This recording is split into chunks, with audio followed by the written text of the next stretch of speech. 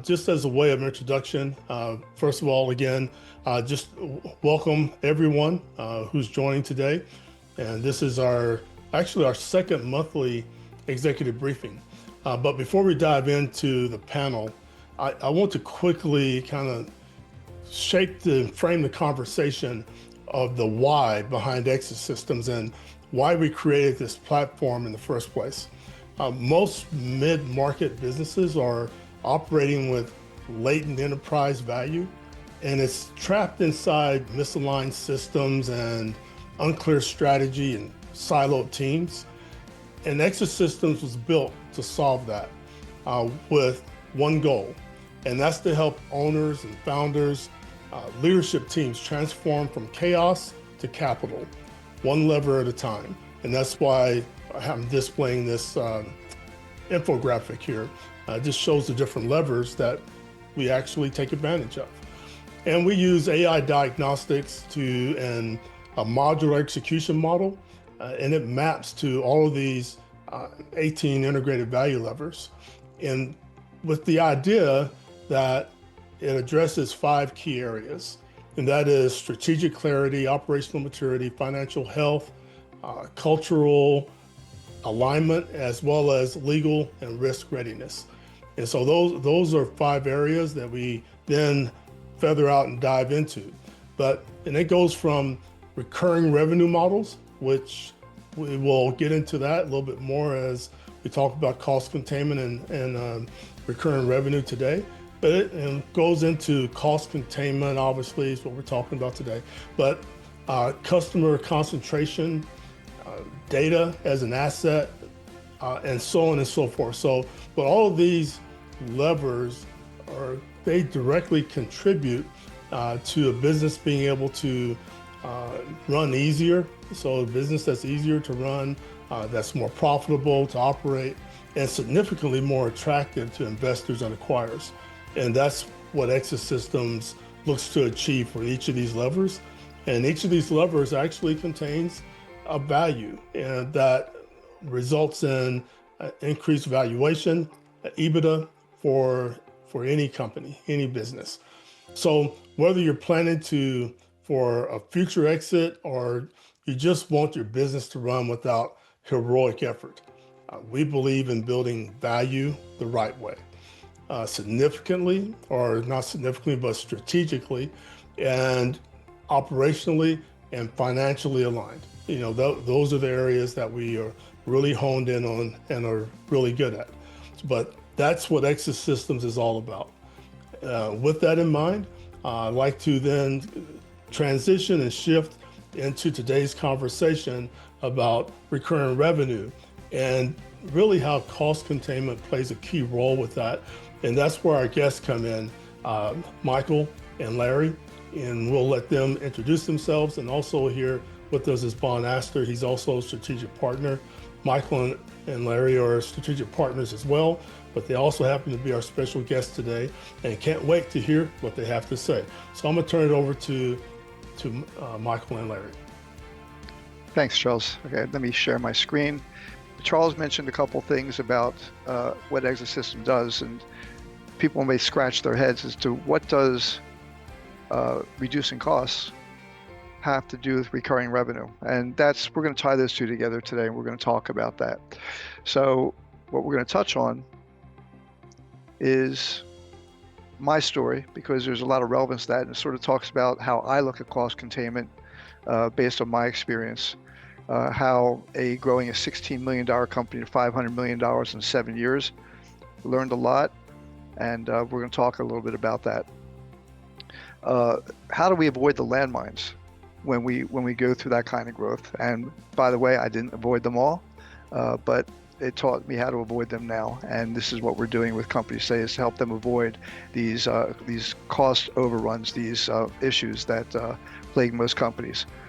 And also about mindset. If we're focusing on money in, money out, control, profits, they all come together, and the story I'm about to tell is going to bring all of that into focus.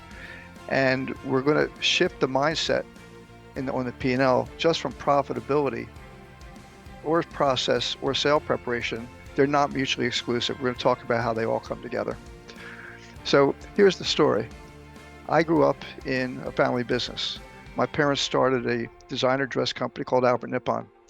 Uh, People think it started in 1972, but it actually started in 1954 when I was 8 years old.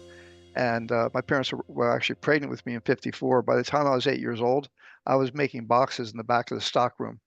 And I'll never forget, my father paid me 25 cents an hour. And I'll never forget my father standing behind me when I messed up a box. He would say, that just cost you a dime. So I learned at a very young age that if you watch the pennies, the dimes, the dollars take care of themselves, and he ran his business that way. So when I joined the company, they were a $16 million designer dress company. And this was one of our first ads.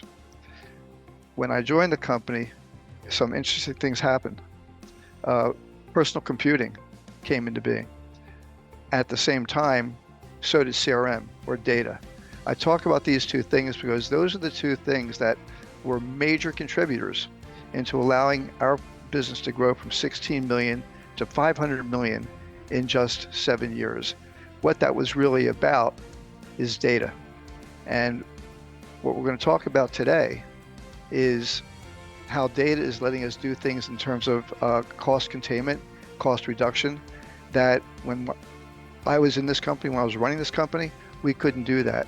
Now, part of that $16 million to $500 million story is we started advertising, investing millions and millions of dollars in advertising. You're seeing some of the examples of those ads here. To this day, this is still one of the most famous fashion advertising campaigns in the history of fashion. Very proud of that, and it put us on the map, and it allowed us to do that 16 million to 500 million. We couldn't have done this advertising if my father, who watched those pennies and dimes, didn't watch the cost in the company the way he did. What I also realized when we brought Scully Mitchell, the cost reduction company, into the picture is when I look back at my business, the things that Scully Mitchell addresses today, we couldn't even look at back then. But if we had been able to control those costs, that would have added anywhere from $2, $3, or $4 million to our bottom line without any disruption. So I share the story with you, not about me, but to talk about how cost control and technology and data allowed us to do some things back then. Well, there's a superset of that going on today. So of the people that are watching this presentation, I'm sure we have business owners, professional advisors, people that feel they might be paying for more for something than they should be. There's all sorts of reasons that people will sit in on this presentation and will probably extract some valuable information out of it. So what's the difference? Everybody talks about cutting costs. Well, cutting costs is defensive. Companies tend to go through that painful process when they have to address an eroding bottom line, or overhead's gotten a little bit out of control, or they just simply want a healthier balance sheet. But the problem with cutting costs is they have long-term consequences in terms of you're cutting resources. And it's short-term relief. And what we mean by that is that when companies cut costs, and by the way, we went through it in our company, the second you get comfortable, those costs come back. I'm fond of saying that cutting costs is like cutting off a salamander's tail. The tail always grows back. What we're going to talk about today is not cutting costs, but reducing costs. And there's a major benefit to that, and we'll talk about that. What got me so intrigued and leaning in on this model, and ultimately Michael and I bring it in as the mainstay of our practice, is I actually had a client that I consulted to called Procurian. Procurian's business model was reducing the service costs of businesses, but they only did it for the largest mega enterprise companies like Dell, Procter & Gamble, GE, and Ford. Procurian only handled those kinds of companies. So large consulting firms like Procurian, which Accenture acquired, they'll only do the work for these large mega enterprise companies, but this kind of work was never available to the small and medium-sized business market until Scully Mitchell cracked the code on how to do that for smaller businesses more profitably. So let's talk about operating a business and how most people operate it in terms of a P&L mindset. The traditional business model You have revenue and you have expenses, and they typically are controlled by different parts of the business, and they tend to compete with each other. If you're looking to increase revenue, you're looking to spend money, but at the same time, you're looking to control costs, so you want to stop spending money. So there's a diametric opposition to those two focuses in the business. They're not mutually exclusive. Um, we look at resources. Uh, you don't want to compromise resources by cutting. And when you look at growth investments are a strain on those resources, a strain on your monetary resources. So there are compromises in taking that approach. So most businesses don't realize that many of the services that they're paying for, actually they're paying way more than they should be. That's capital they have access to, but it's going to the wrong place. So cost reduction isn't something that companies typically look at as strategic or a growth enabler, and there are reasons for that. But the biggest reason is most companies don't realize that they can look at it today, and they have more power to control it than they did earlier. So let's talk about what we mean by a top-down or bottom-up. So companies today will think about bringing more money into the business. Well, let's say they want to bring in $2 million of additional revenue. How are they going to do that? More headcount, geographic expansion, marketing spend, price increases. Those all have risks. They're not guaranteed to work. And the $2 million in increase, only a fraction is going to the bottom line. In this case, let's look at a 10% bottom line. So $2 million equates to $200,000 in bottom line growth. What if we could flip the equation on that? Let's flip it upside down. Let's look at, without any of that stuff, without the headcount, geo expansion, all of that, we take $200,000, we snap our fingers, and it goes right to the bottom line. Well, we did that without any of that disruption, without investing in headcount or geo or marketing spend or price increases, but that $200,000 equates to the $2 million. So you've effectively realized the same benefit, but instead of working so hard to try and find that $2 million, which isn't a guarantee, by addressing these hidden costs in your business, you're automatically equivocating $2 million of increased revenue. Michael, I'm going to let you take over.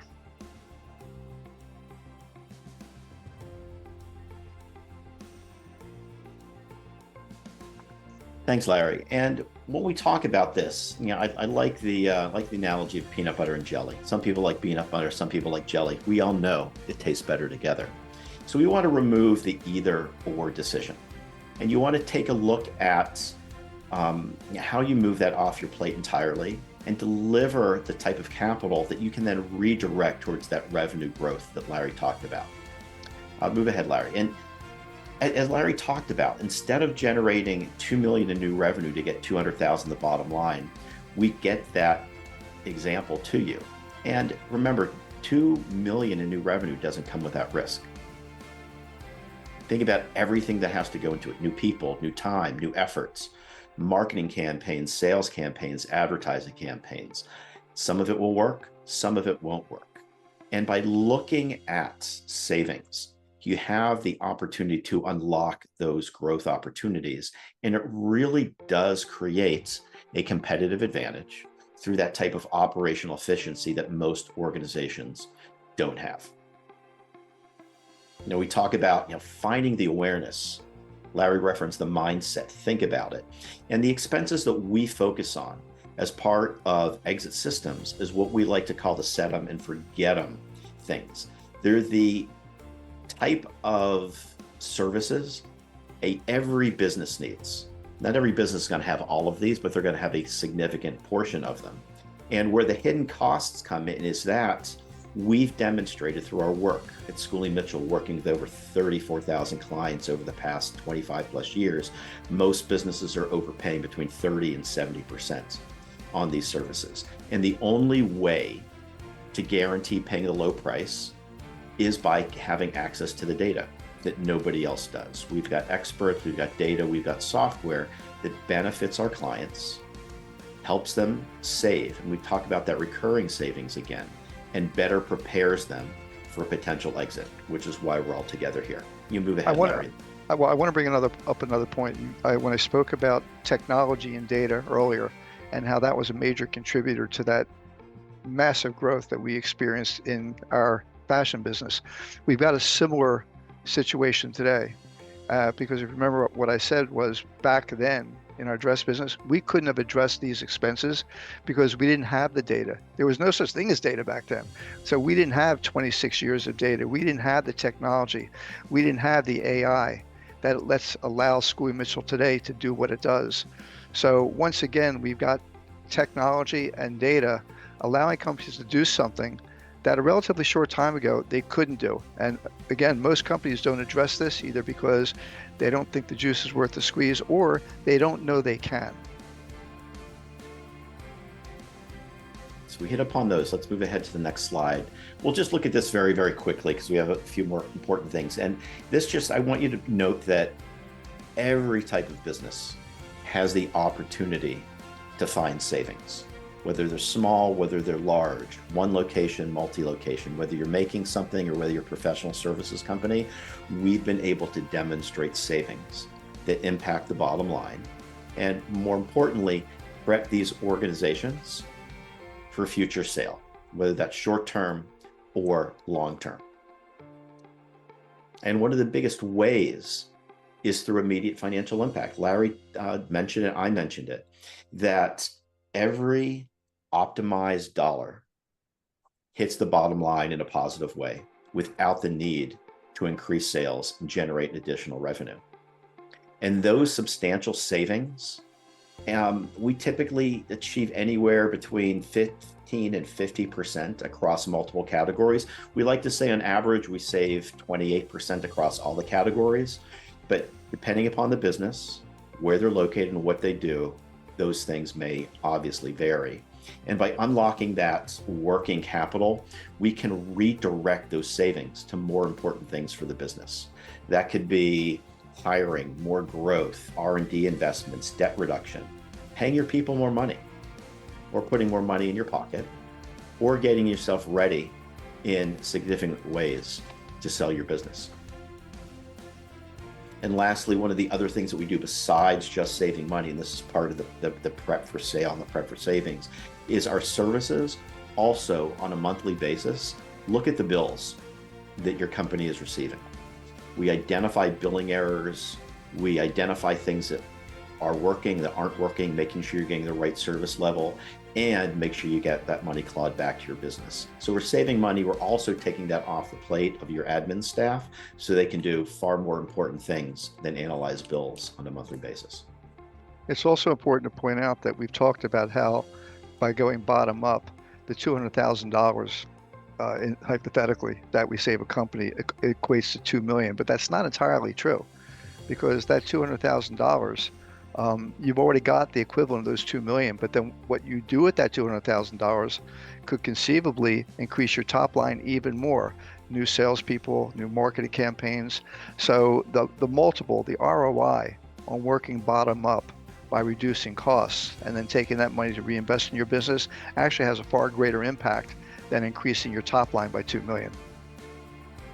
And let's talk about how Exit Systems does this. We're just a piece of it, but we're a piece that helps, along with the other levers that Charles mentioned, really strengthen your market position. You're able to demonstrate through cost savings, operational excellence that many, many sophisticated and astute buyers are going to award with premium valuations for your organization. And that just makes you more attractive for those buyers. It shows that you're thinking about the big things and the small things, and you're creating a way to be ready that most organizations don't find. And that's also going to accelerate the sales process. It makes sure, and it shows you how things are documented in ways that most organizations typically don't prepare for, and helps to accelerate the whole due diligence process, which we know can be somewhat challenging. And then lastly, Larry, if you move ahead, it allows for a seamless transition from the current organizational and operational structure to whoever is going to be buying it, to make sure that these critically important vendor relationships are prepared to transition over to the next owner. Now, you want to talk about what people forget and neglect to do this most basic and common sense type of work?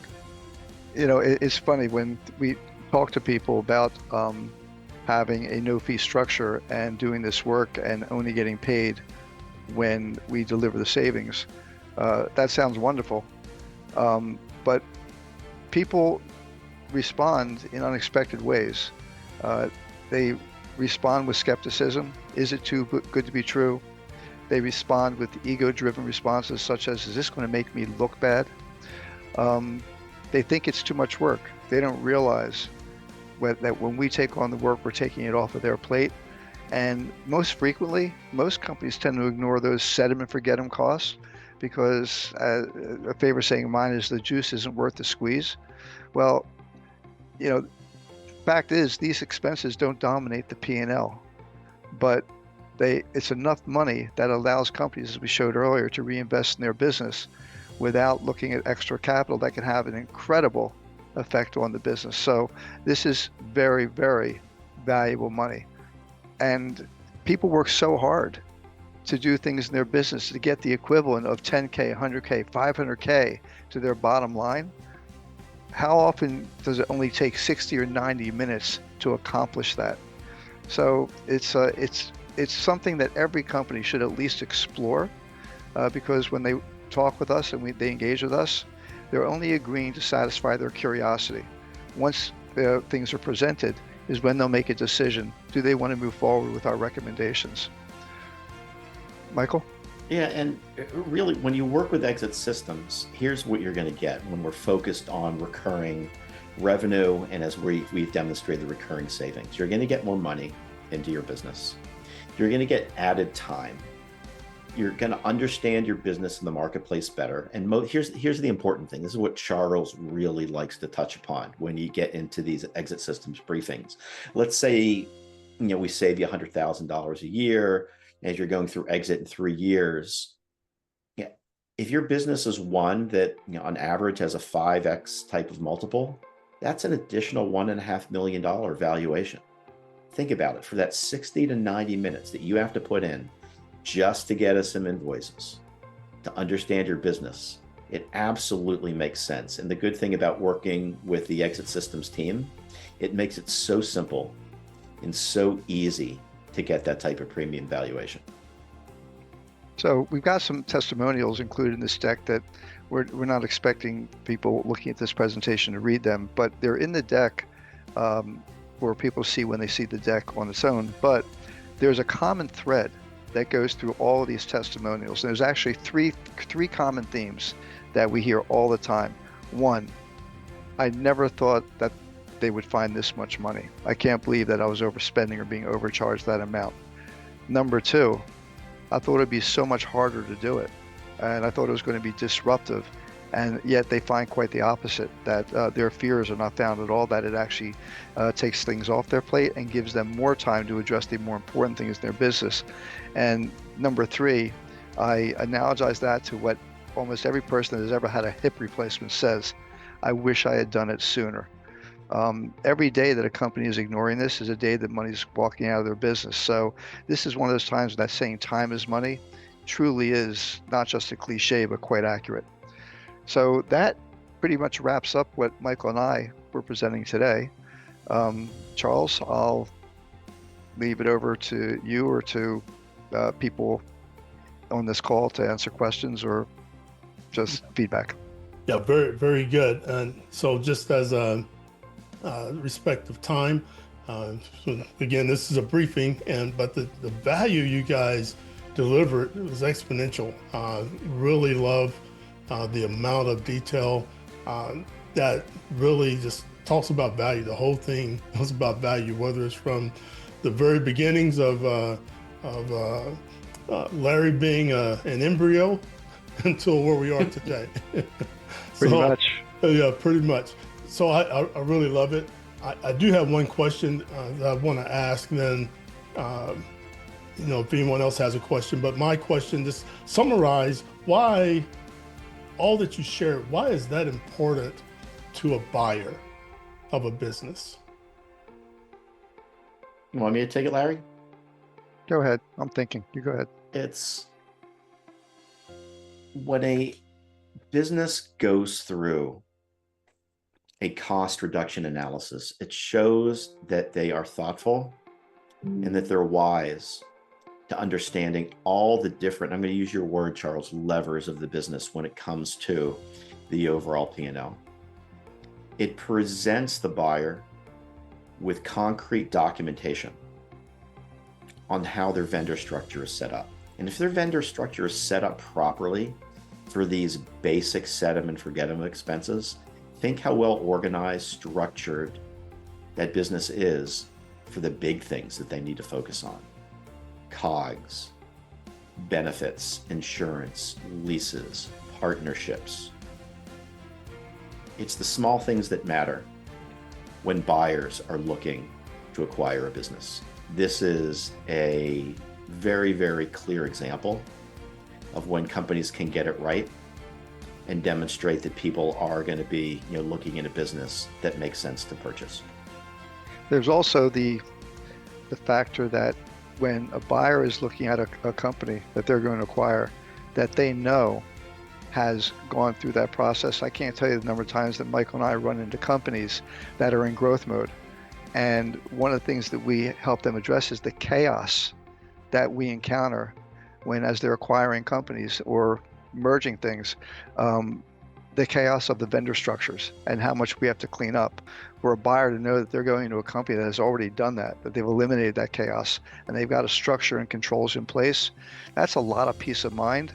And price is one, value and price are one thing in terms of what companies look at when they buy another company, but also peace of mind about organization and things that have already been done that they don't have to do. There's emotional value. There's an emotional multiplier there that makes a company more attractive. And Charles, let me just add one quick thing. We had a client that owns, I've read 45 different gyms across the country. They were acquired by a private equity company. When we went in and we evaluated just one category, we evaluated a few for them, but they're telecommunications. They're paying for phone, internet, cable.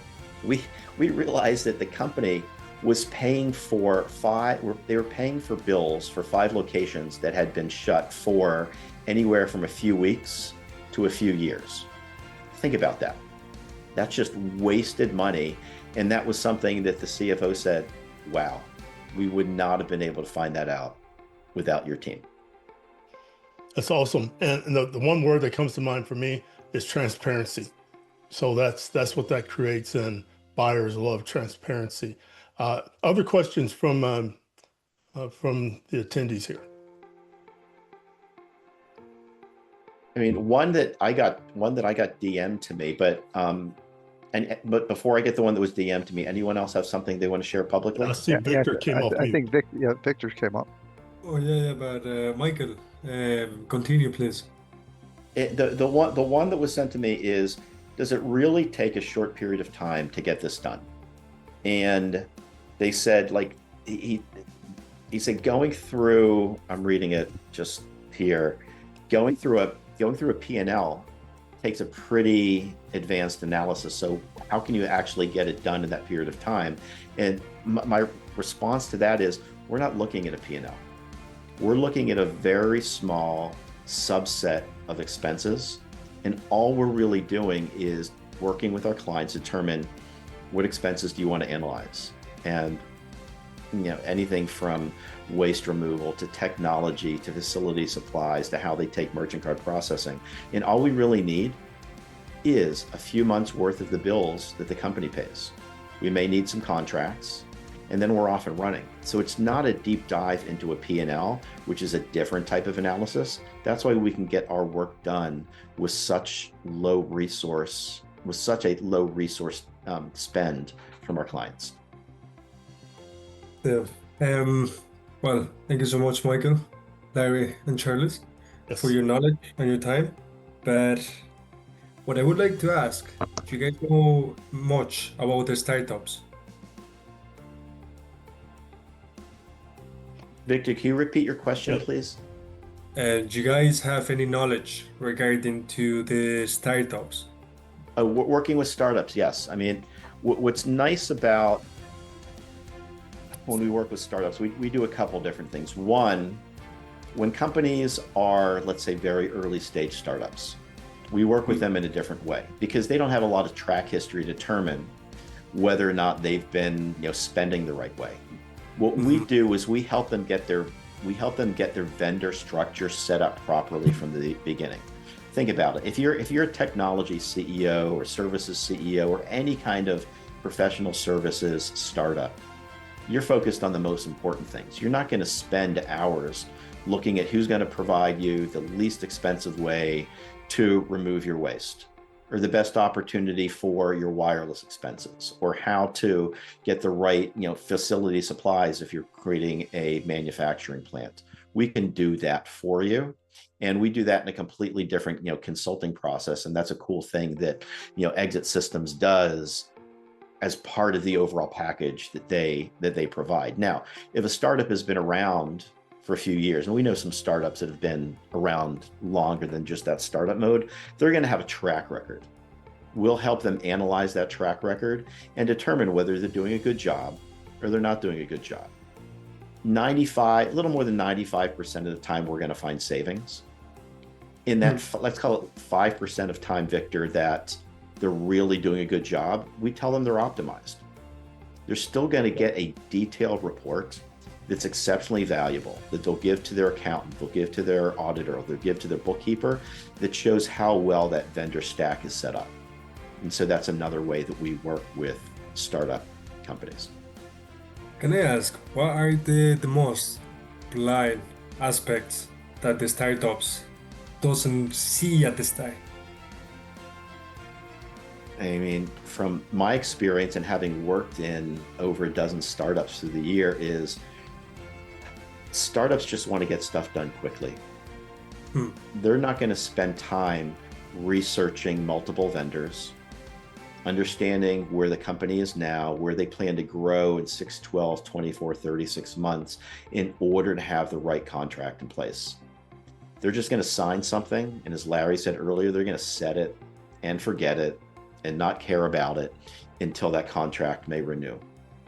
Or it could be the type of contract, Victor, where they sign something and they don't notice the small things.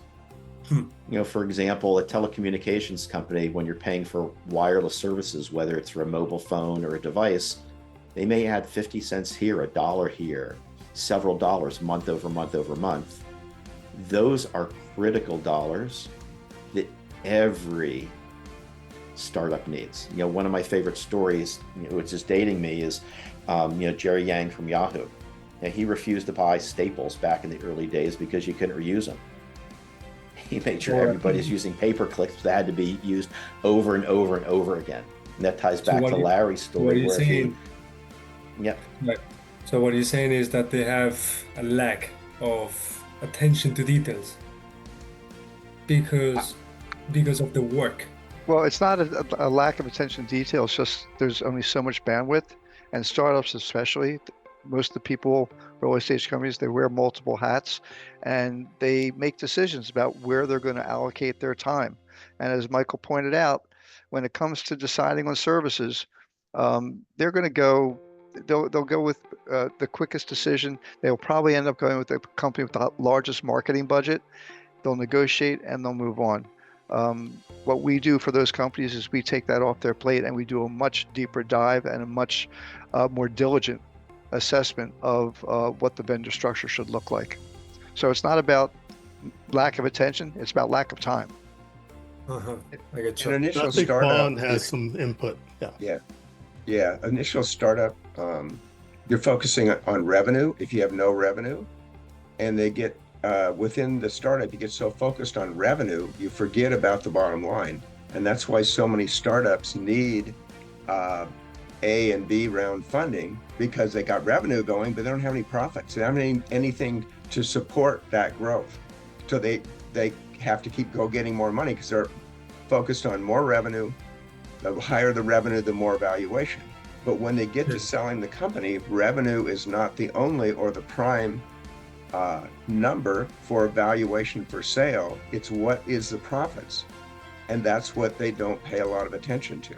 So what Schoolie is doing is helping find areas that the startups don't have time to look at because they're focusing on revenue.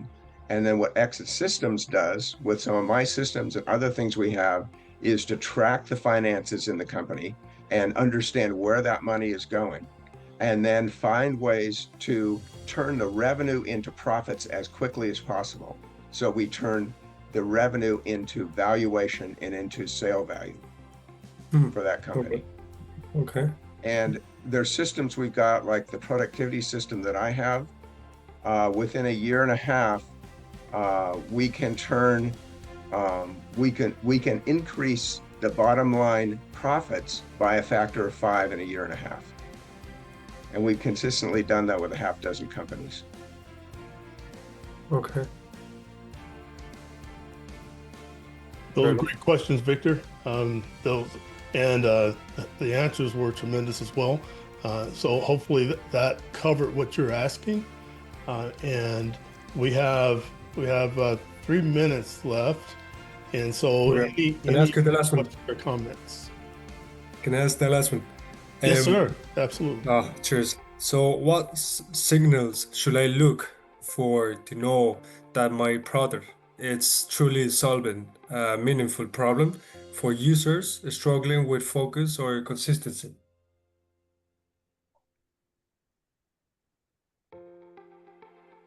Well, you guys want to take that? I'm not understanding the question. So basically my goal is to create an app that will help the people with chronic conditions like ADHD, as I have, to help them to optimize their performance regarding to their productivity and organization. And what I'm saying is that if you guys have like any knowledge regarding to like apps, like startups, Software apps that deal with that? yeah. Well, I have some knowledge of apps that deal with emotional, psychological, etc. Type of issues. I actually have some strategic alliances in those areas. Right. But when it comes to a business that's starting up on an app or with an app, it's no different than any other product or service, really. You know, the focus that, really Michael, Larry, Bond, that they've all spoken about here, apply to the app as well. What may be different at the beginning is that, it may be a solo type of venture versus a venture with, multiple people who are involved from whether it be employees, contractors, etc.